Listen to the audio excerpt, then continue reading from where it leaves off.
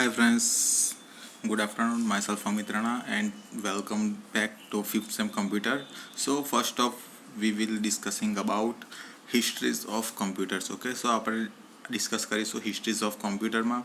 So first of all આપણે કહેવામાં આવે છે કે હિસ્ટ્રીઝ ઓફ કોમ્પ્યુટર્સમાં ચાર્લ્સ બેબેજ, ઓકે, ચાર્લ્સ બેબેજને ફાધર્સ ઓફ કોમ્પ્યુટર્સ કહેવામાં આવે છે. ઓકે, કે કોમ્પ્યુટર્સ કોને બનાવ્યું?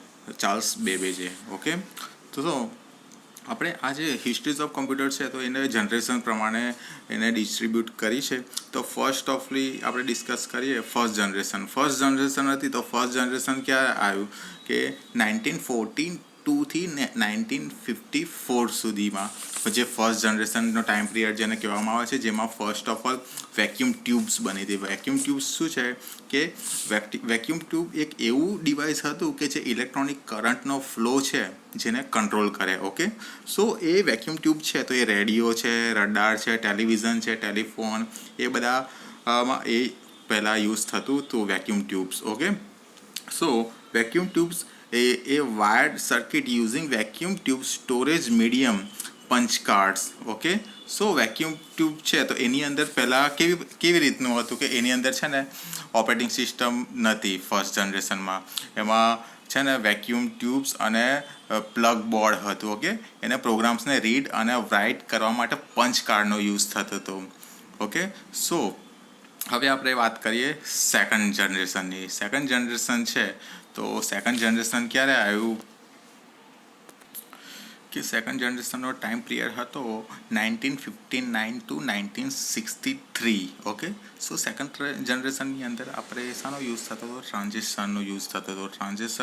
ટ્રાન્ઝિસ્ટર શું છે કે ટ્રાન્ઝિસ્ટર એક એવી વસ્તુ છે કે જે કરંટ હોય ને, ઓકે, તો એ કરંટ હોય તો એને શું કરે? કંટ્રોલ કરે, એને સ્વિચ કરવા માટે, એમ્પ્લીફાયર કરવા માટે એનો યુઝ થતો હતો. જે સેકન્ડ જનરેશનમાં બધા ટ્રાન્ઝિસ્ટર્સનો યુઝ થતો કમ્પ્યુટરની બનાવટમાં. ઓકે, જે આપણે વાત કરીએ ફર્સ્ટ જનરેશન, તે ફર્સ્ટ જનરેશનમાં જે વેક્યુમ ટ્યુબ્સ યુઝ થતી હતી તો એમાં બહુ જ લાર્જ ટાઈપનું એક જ કમ્પ્યુટર હતું, પણ એ બહુ જ મોટું કમ્પ્યુટર જેને કહેવામાં આવે, જેને બનાવવા માટે આપણે 100 માણસોને જેનું મેન્ટેનન્સ કરવા માટે જેનો યુઝ થતો હતો.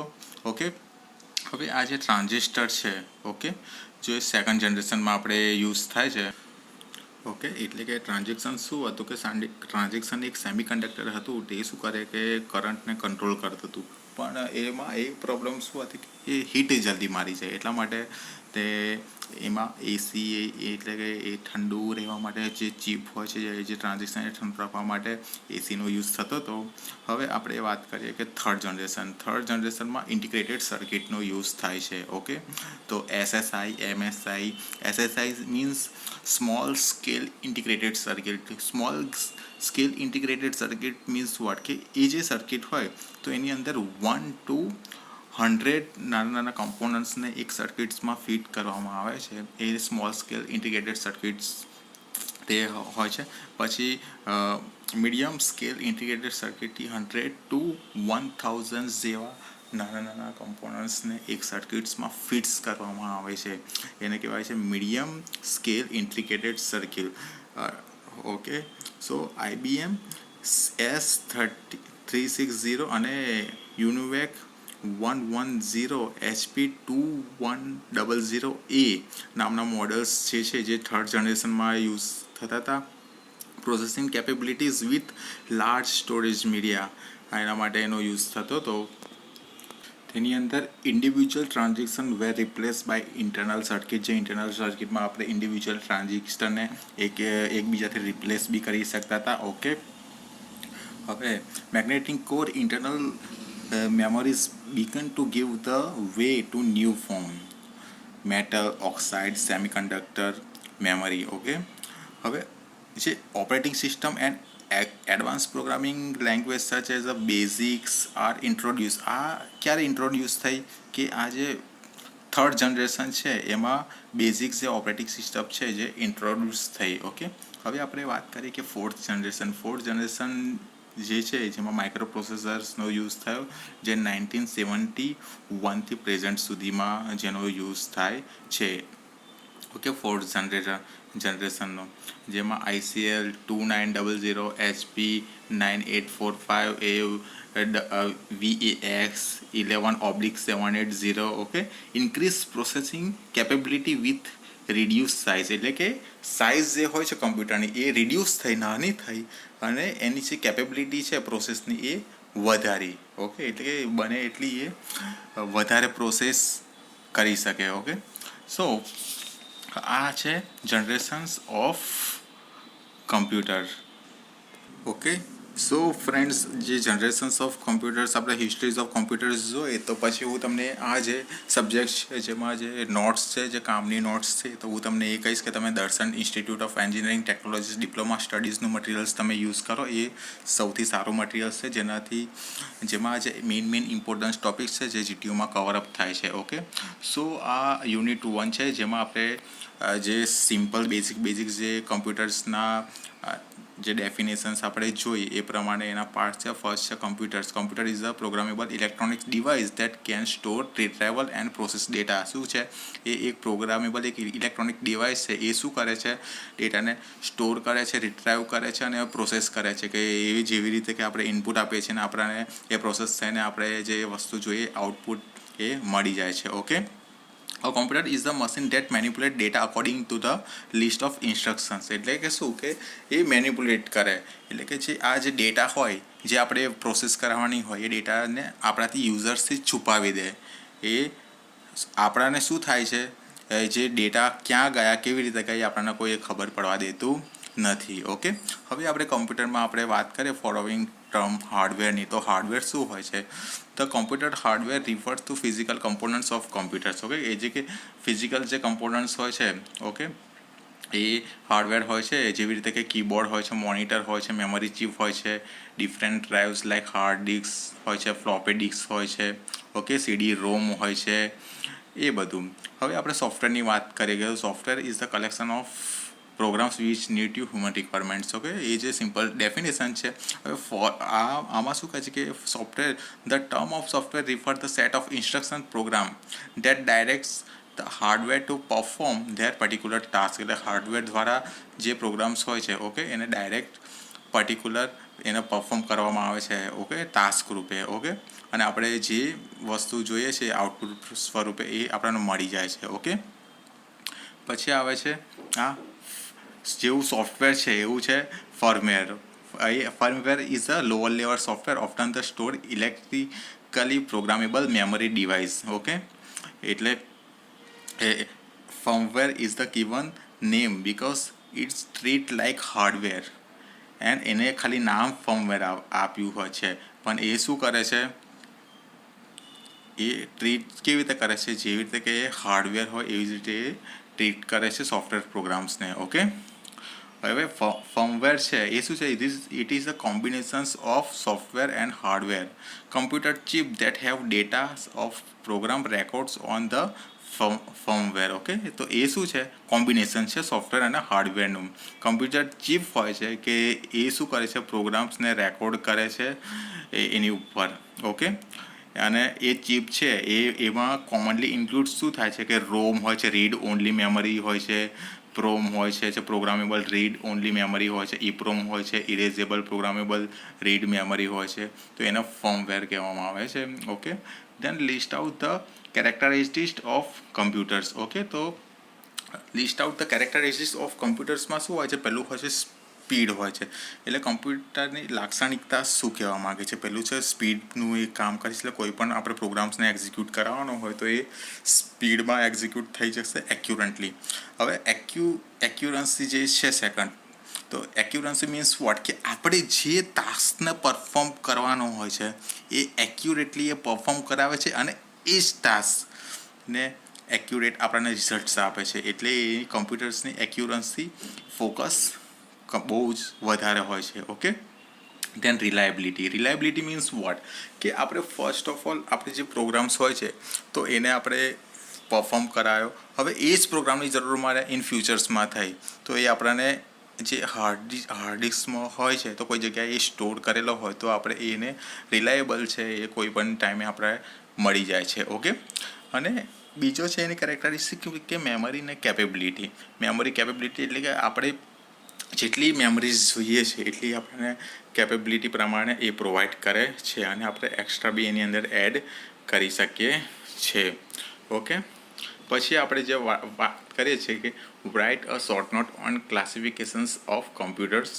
ઓકે, હવે આ જે ક્લાસિફિકેશન ઓફ કોમ્પ્યુટર્સ છે તો એમાં જનરલી આપણે જોવા જઈએ તો 4 ટાઈપ્સના કોમ્પ્યુટર હોય છે, જેમાં ફર્સ્ટ વન હોય છે micro computers. Okay, micro computers હોય છે તો the computers use house or office is knows as a personal computers. આજે આપણે ક્લાસિફિકેશન્સ જે કર્યું આ કમ્પ્યુટર્સનું, તો એમાં ફર્સ્ટ માઇક્રો કમ્પ્યુટર એટલે કે તમે જનરલી તમારા ઘરની અંદર જે કમ્પ્યુટર્સનો યુઝ કરો છો ને એ કમ્પ્યુટર્સને માઇક્રો કમ્પ્યુટર્સ કહેવામાં આવે છે. Initially PC made by IBM. IBM શું છે? એક કંપની છે, ઇન્ટરનેશનલ બિઝનેસ મશીન. ઓકે, તો આ જે કંપની છે તો એ શું કે the biggest oldest computer manufacturing in the world. Okay, એ સૌથી મોટી છે અને સૌથી જૂનામાં જૂની જે મેન્યુફેક્ચરિંગ કંપની છે જે કમ્પ્યુટર્સ કરાવે છે. ઓકે, બનાવે છે. જો letter on IBM freely allows the other manufacturing copy of their design, so the PC become the more popular. In short, personal use or small business group. Okay, small business group માટે આનો use થાય છે. પછી આ જે IBM છે, જો for example આ જે તમારું પર્સનલ કમ્પ્યુટર્સ છે એવી રીતે એનો યુઝ થાય છે. આ જે મિની કમ્પ્યુટર્સ છે, this PC is a low cost and small size. Any size પણ નાની હોય છે અને કોસ્ટમાં એ લો કોસ્ટ હોય છે. Okay, it is useful for individual without intermediate computers operators. Okay, basically the PC are identified by the processors such as Intel's 86, Advanced Micro Device AMD, Xerox Z18, Motorola 6800 etc. Okay, the most common operating systems such as Microsoft Windows, Mac OS, Unix, Linux એટલે કે આ જે generally personal computers છે તો એની અંદર Microsoft OS, Linux ને એ operating સિસ્ટમ્સનો use થાય છે. It is capable to connect with other PC LAN. Okay, તો એ કેપેબલ હોય છે કે લેન જોડે આપણે આ પીસીને કનેક્ટેડ પણ કરી શકીએ છીએ. પછી આવે છે main frame computers. Okay, mainframe કમ્પ્યુટર્સની આપણે વાત કરીએ તો મેઇન ફ્રેમ કમ્પ્યુટર્સ છે is the large powerful computers that handle processing for many user simultaneously than up to several hundreds of users.